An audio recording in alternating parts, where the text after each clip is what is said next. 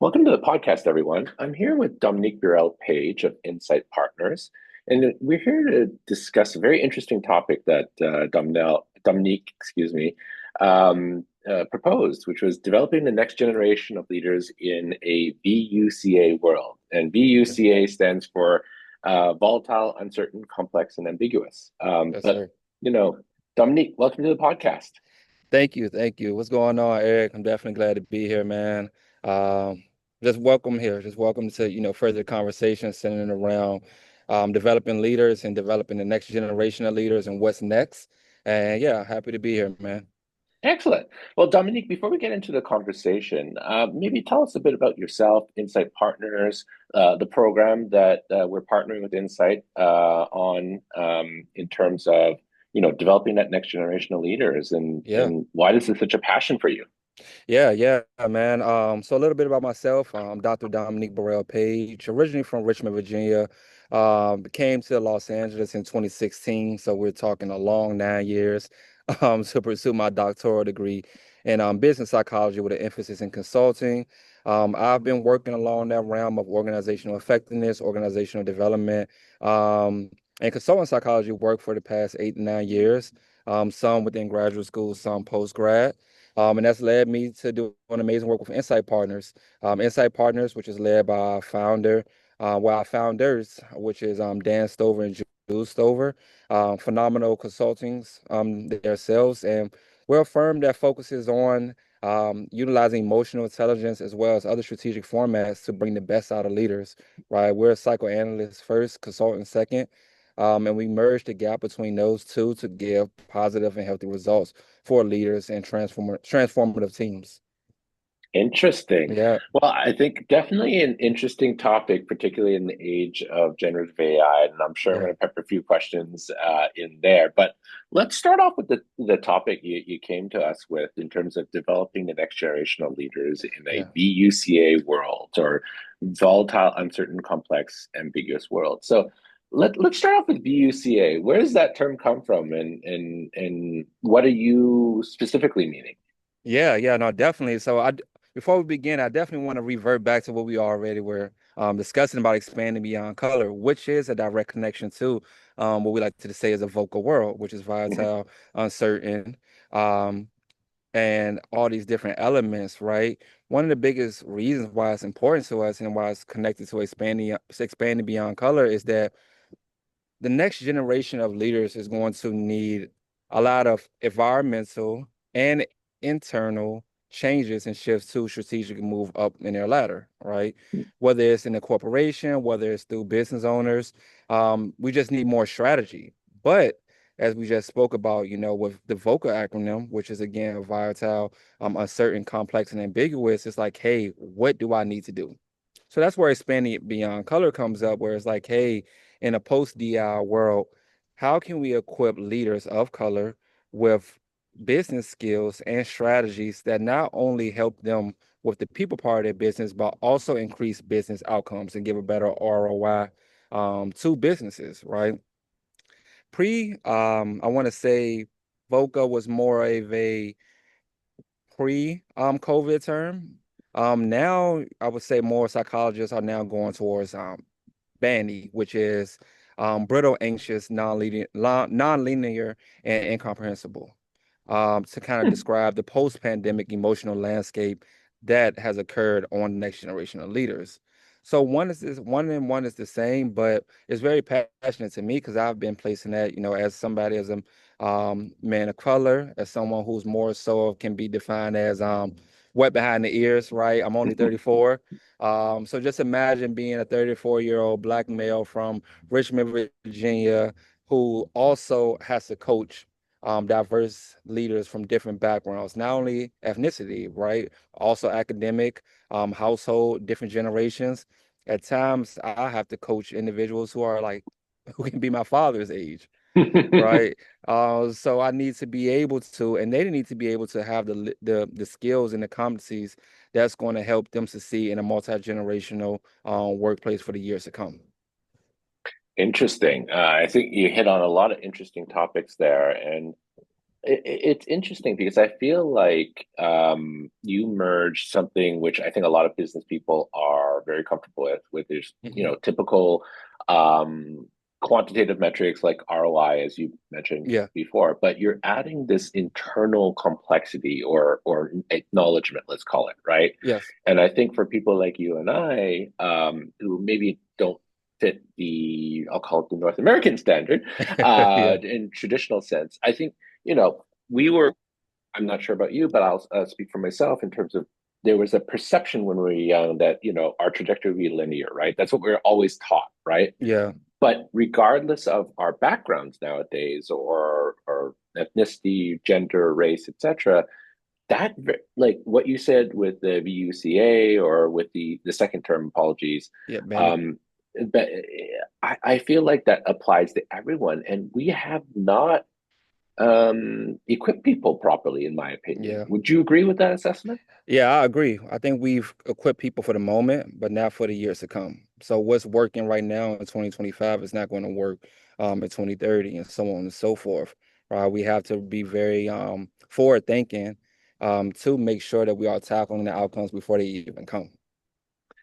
So it's interesting. I always tell everyone that, you have to think 3 to 5 years out in terms of your professional, personal. But again, we're in an environment surrounded by just in time, whether it's a Yeah. corporation organization that has to achieve their next quarter result or Yeah. the next social Instagram influencer, Yeah. the next big trend and all that. How do you start getting people who are more or less constantly bombarded on a daily basis to think a bit further ahead, even if it's just by like a quarter or a year or two? Yeah, I think one of the biggest things is how can we anchor this concept of development, right? Mm-hmm. So you spoke about the skills and how the skills we may have currently not going to be needed or need to, continuously develop for the next generation. And I think that's where we come to the strategic framework, right? Like anything, you have horizontal and vertical. Mm-hmm. So I like to define the horizontal development as more so of those, skills. So adding more apps to the smartphone, that's easy. Like how many of us, have a phone? We download our LinkedIn, we download, Code Academy, all these different apps that's going to help us with learning, finance, and delegation. Mm-hmm. Mostly just have enough of this. But then you have that vertical aspect, which is more so centered around capacity. So upgrading the Mm-hmm. operating system itself, which is us as humans, and we are in the business of people, should I say? So this is about expanding the mind to handle more complexity, more ambiguity, and more emotional weight, right? The biggest pivot point as we go back to the acronym of VOCA is more so in a vocal world, we cannot just teach the next generation what to do, which is that horizontal aspect. We must increase their psychological capacity to determine how to be. So one is more so of, hey, how can I do in the moment? Whereas more so is centered around evolution. So if you can increase the emotional weight, how you handle complexity, those critical thinking, and how ambiguous you can be at times when handling those things, it kind of creates this triangular matrix essentially. Mm-hmm. Um, that's still at the root of psychological capacity. So everything kind of goes up the ladder as opposed to being this linear model like you just stated. Interesting. So I think for a lot of people in this audience, and just in general, they wouldn't necessarily think about the psychological capacity that you talk through, right? Yeah. I think, I mean, maybe in our parents' generation or grandparents' generation, it's like, oh, just tough it out, right? And that's the Yeah. extent of their psychological capacity. Yeah. What, again, I mean, this probably takes many months, if not years of practice, right? To your point, we have to upgrade our operating system, and that takes time, right? It's not Yes. just like, to your point, downloading an app. What are some things that people should be thinking about, maybe as an initial first step to like maybe potentially expanding their psychological capacity? Yeah. I think one of the biggest things right now is if you look at one hand in hand psychological capacity, I like to say also, cognitive costs, right? Mm-hmm. Um, the brain in general is designed to be evolutionary. Mm-hmm. It's also wired to crave certainty and pattern recognition, right? how many times that we wake up during the day and we're like, hey, I want to be able to just run on autopilot and just Hmm. hit this, hit this, hit this. And then once something comes in and changes the trajectory, we're like, oh man, right? So if I take it to a little of a neuroscience aspect, vocal environments, they trigger a constant threat state, which in psychology we'll say fight or flight. Hmm. That it triggers that within the brain. So when we think about the next step and what next step needs to be taken, especially for the next generation of leaders who are dealing with digital overwhelm, it creates a high cognitive load. So we need to focus on how can we move from a reactive, fear-based mindset to a more creative, purpose-based mindset so that leaders can function amidst the noise, right? It's always something going on. It's always going to be a widget that comes in. It's always going to be Hmm. a leader, a technological difficulty, all these different aspects. But how can you stay highly in tune and continue to move up the hierarchical chart of, capacity building? And one of the biggest ways is to, lower that fight or flight response and improve that reactive fear-based model or re-image that reactive fear-based model where it's like, hey, I am more grounded. I have a more emotional intelligence mindset. So because of that, I can navigate through these different, tread through these different muddy waters and still get positive and or times 10 results on any business outcome. Could you give us maybe a potential hypothetical or even real life example that you've seen that kind of allows our audience to maybe think through how it applies in their day to day? Yeah, yeah. So I would say one of the biggest things right now, right, if we think about the social media phenomenon, Hmm. it's easy for me, and if I utilize AI, it's easy for me right now to just, hey, jump on AI, whether it's ChatGPT, um, Google AI Studio, whatever the case may be, and get quick answers, right? That's more of that linear aspect I brought up before, but it's going to be very difficult to ask that immediate question, but also take this vertical approach where it's more so of a what's going on in the world? What does the world currently need from me? Hmm. A 28-year-old who's looking for long-term results, who just downloaded that app, is going to need to understand what's going on via, MIT articles. He's going to need to know what's going on via his direct audience and understanding the business outcomes and utilize his sense of mind mapping to create business results, or positive business results, should I say. That's interesting. And the reason I'm smiling is I deal with a lot of startup founders who are Okay. in their late 20s, and very much they're like, oh, let me build this product. And automatically everyone will come. They kind of skip over reading the MIT articles Yeah. and understanding their audience a bit. Maybe for my own self-interest, but in general, do you what do you how do you open people's minds to like Hmm. start thinking about those secondary and tertiary effects, right? Like you Yeah. said, like take the time to read the MIT article, take the time to maybe interview your user base Yeah. and understand their context. Yeah. Because if you're 28, you think, oh, this tech's going to be the best thing since sliced bread. And I'll be honest, my example to that is like, can you explain this to your 73-year-old grandmother? If Yeah. you can't, Or a you need to go fourth back to the grader. drawing board. Yeah, exactly, Yeah. right? But is that the best way, or is there another way that we should be enlightening people to think about those secondary and tertiary attributes? Yeah. I think and correct me if I'm wrong, I think what I'm hearing from you is like, hey, how do we coach the 28-year-old entrepreneur who's looking to make world changes on how to Correct. complete Yeah. it, right? Yeah. Yeah. 28 or 43 Yeah. doesn't really Whoever. matter, right? Exactly. Yeah. Yeah. I think sometimes I speak in hypothetical questions or I utilize a lot of literary terms, but it's like you can't learn to swim by reading a book, Hmm. right? We develop them through psychological levers, and that psychological lever that I just spoke about swimming is getting in the muddy waters. That's the only Hmm. way you're going to learn how to swim. Um, I like to coach individuals on case study aspects, and Hmm. asking powerful questions. So one of my biggest things I like to define it as heat experiences. So I place them in a safe, but safe to fail, high stake project that stretch their current capacity, Hmm. their current capabilities, right? How that looks is, hey, I may have a case study, real world and or made up, and I'm like, hey, This is right in front of you. How would you handle this? And in Hmm. that moment, I'm giving them back questions. As soon as they get something to me, I'm actually challenging that, triggering that critical thinking thought so they can know how to handle these. Another thing is colliding perspectives. So I expose them to worldviews that contradict their own to build cognitive flexibility. One of my biggest value creations is a lot of times is when I meet with people, I try to figure out who they are and not what they do, right? Who were you when you were a child? How did you grow up? Was your parents in your life?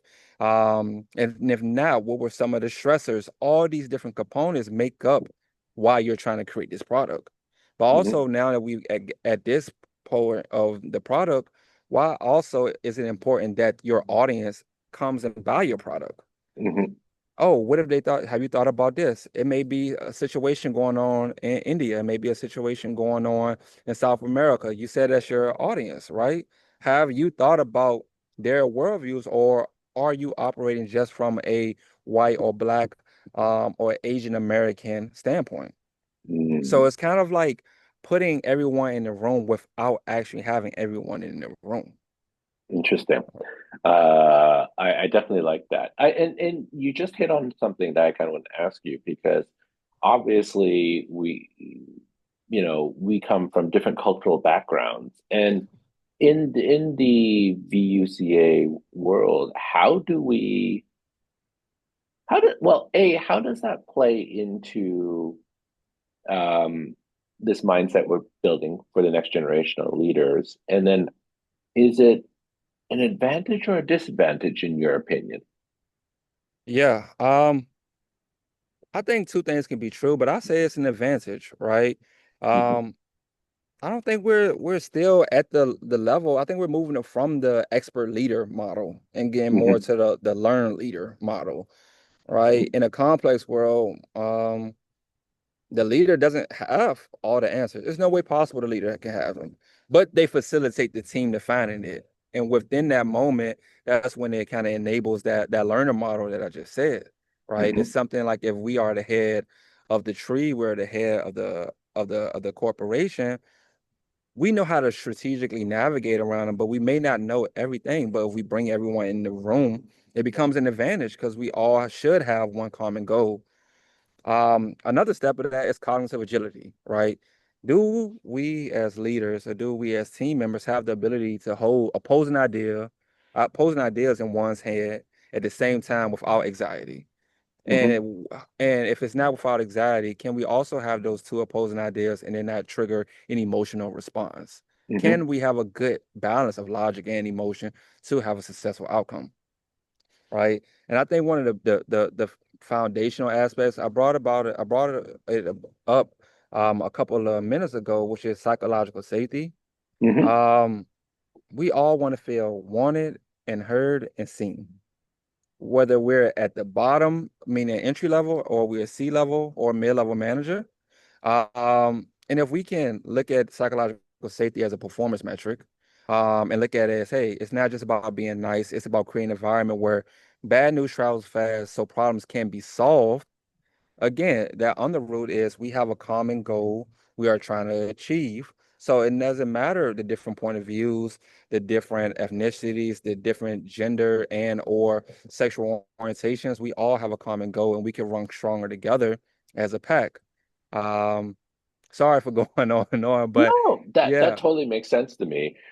I think it's interesting you bring that up, right? In terms of the learning leader versus expert the leader. expert leader. Yeah, Uh, Especially in tech, I feel like, well, maybe globally as well, that we're leaning towards that expert leader or that, that machismo, as they would call it, right?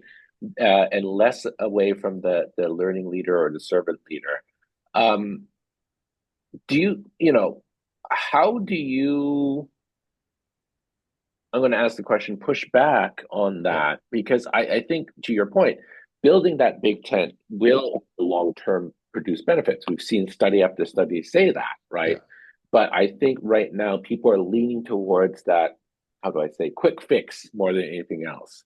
So, yeah. how do we kind of overcome that or maybe ignore that noise in our own personal, professional, and personal lives? Yeah, like tech is hot. Tech is the thing right now. Yeah. If you are in tech, even if you don't have a sustainable product, you just have an MVP. It's like, hey, this is what we need to be doing, Yeah. right? I think one of the biggest ways to combat that is to get rooted back to being a human. I Hmm. think like we said, subject matter experts was a big thing. Hey, we need somebody who knows everything about all of this. But Hmm. in this realm of development, you're never going to know everything. Hmm. So how can we reframe, if you think about from our personal lives, how can we ask better questions, internal or externally, to get to a higher result? Hmm. When it comes to a tech product, whether they, whether tech founders admit it or not, they're always looking to solve the next problem, which means they Hmm. aren't an expert. They Hmm. just, this is the prototype, right? You go to the series A to series B when it comes to funding, but then you Correct. take it to look at our phones and we have an update.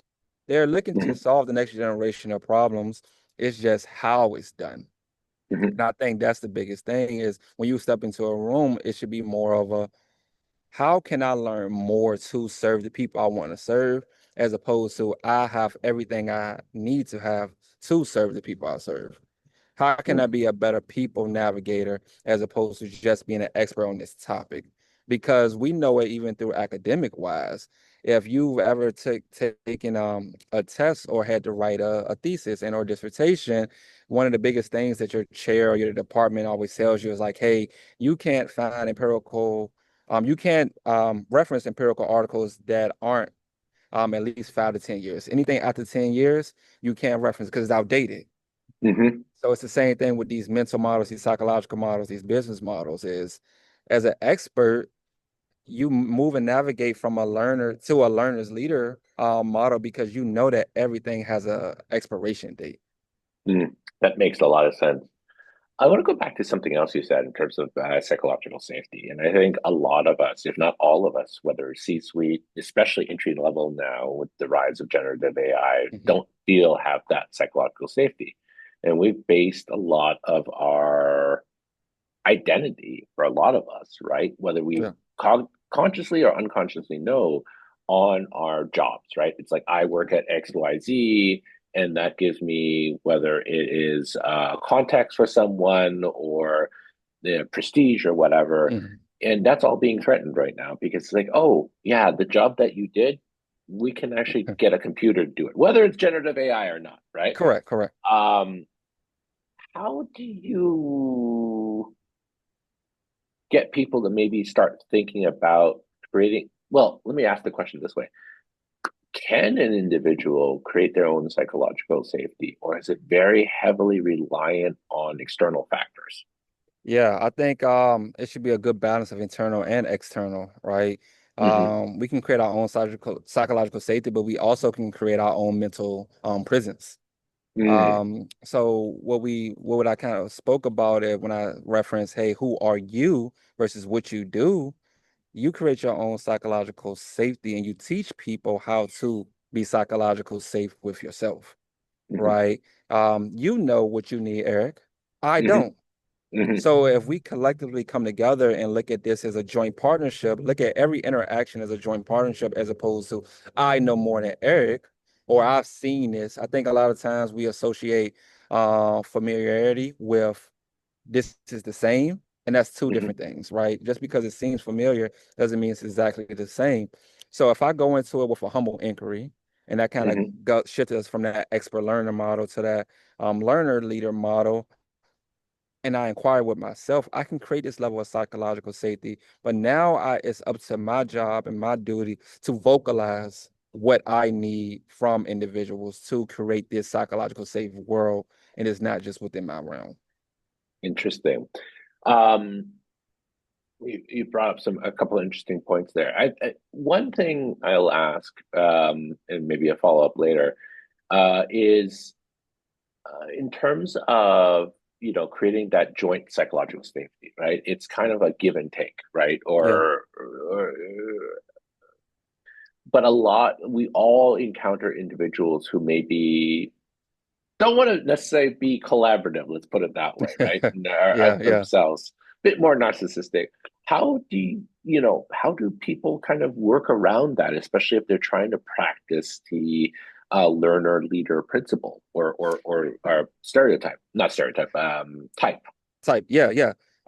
It sounds very cliche. It's probably something that we've already heard as a child, but I think if we approach every interaction that we meet with humans is that this person is having a bad day and we be kinder, then we'll have higher results and more emotionally mature results. And what I Hmm. say that to say is that, hey, if I operate from a system a little bit where I'm like, hey, Eric may be having a bad day, it puts the Hmm. ball in my corner to ask powerful questions, display positive verbal and nonverbal cues and all these different aspects. To demonstrate that I want to get to the psychological safe space. I think in another step, you take away kindness and add the other step is just to be patient, right? Hmm. We spoke about earlier about this quick fix. Everybody just wants this, and the third, but we are humans. And in order to have cognitive and psychological agility, emotional agility, sometimes you may can't just jump right into the water afterwards. You may need to put in your toe and then go to the 2 and 3 and 4 feet and 5 feet and so on and so forth. Um, but knowing that someone's there to kind of hold your hand, it was creates this safe space. I think it's just like you said, you have these rigid leaders or rigid people Hmm. who are like Hmm. very, I'm not telling you nothing. I'm not expressing nothing to you. Let's give them time. Let's understand. Let's ask, better questions of why are you this way? And not even those exact words, right? Because everything is subjective to the Hmm. current person. But we ask just powerful questions to understand more of why is this person operating this place? But then also, how can I communicate whether it's verbal or nonverbal that I am not an enemy and that I am an ally for you? Mm. That makes a lot of sense. You also brought up something else in terms of advocacy, right? Yes. And we know in a lot of communities, advocacy is, let's call it culturally not apropos, right? Yeah. Actually, it's not even communities. It's, whatever, actually, community is the right word. Yeah. How do you, how do an individual maybe learn or start learning those to advocate for themselves or advocate for others? I think that is a big question that a lot of our listeners probably have. Yeah, yeah. I think one of the ways that someone can advocate for themselves is we kind of spoke about it before. Hmm. So you have to check in with yourself. You have to know why you're operating the way you do, right? Mm. We can often get in places of running on autopilot, and sometimes running on autopilot, you miss out and or misinterpret different things that are meant to, shape you or give you information on why this is the way that it is. So if you are doing these mental check-ins, you're having a good community, and a community meaning social and or business related that Mm. can kind of, speak to and educate you in a positive manner on why certain things are coming or the frequency, then that allows you to kind of go into these larger group spaces and understand how can you, check yourself, but also ensure that the other individuals feel safe, right? It's one of those locus of controls where um, this is what you can control, this is what you can't. But even though you can't control that, you kind of can speak to it and kind of and navigate and create the environment that you want to be created. You just Hmm. have to be creative and exercise that creative mindset model that we referenced a couple of minutes ago. Whereas, hey, what does this exact moment call for? Does Makes a lot of sense. does it call for a more quiet Dominique? Does it call for a Hmm. more leader and thought leader, meaning dropping in gems here and now and then? Hmm. Does it require more collaborative? If you Hmm. are able to shift and not from an identity, but shape shift and morph your capacity, Hmm. um, then that's going to achieve the best outcomes because you can't have a cookie cutter approach. You have to Mm. be able to know what the room wants and needs and to achieve those outcomes. Interesting. Well, Dominique, this has been a fascinating conversation. I usually on this podcast we let our guest speakers have the last words. So any Yeah. final words for the audience? Yeah, yeah. I think my final words for the audience would be um kind of like what I stated before. What does this moment call for? Does it call for you to be the subject matter expert? And if it does, Are you in the mindset of, hey, how can I also be a learning leader? What's going to be next for me in the next 5 to 10 years? Place yourself in different rooms currently, whether it's virtual and or physical, that's going to challenge your own thought process, that's going to also contribute to who and what you define your next self as a leader or as a person to be. I think as long as we challenge or have a healthy challenge and debate about where we are now, but how it's going to contribute to where we want to go, I think the world would be a better place, as well as being kinder to one another, because we are all developing, and development isn't linear, right? It's up down. We can be one way right now, it's 12:35 p.m. Pacific time, and we could be Hmm. another at 12:45. But as long as we are in the room and have this cohort-based learning mindset where we can learn from one another, I think we'll have a better outcome. Excellent. Well, Dominique, thank you very much for participating in the podcast and fascinating conversation, which I hope to continue. Thank you, Eric. And I do want to put out one last plug in. As Eric stated, right, Insight Partners and PPA, we've created this expanding beyond color leadership development program that's centered around the topics that we're discussing now, right? How can we all be in the room and learn the necessary skills to achieve a higher return on investment? And not just with business outcome, personal outcomes, identity outcomes. How can we create and develop the next learner leader model and mindset for 2026 and beyond? So please be on the lookout for that. We welcome everyone to come in as we continue building this out. And thank you again, Eric, for having me. No worries, Dominique, and we'll definitely put the links to sign up for the program in the bio. Thanks Thank again. you. Cool. Thanks, Eric.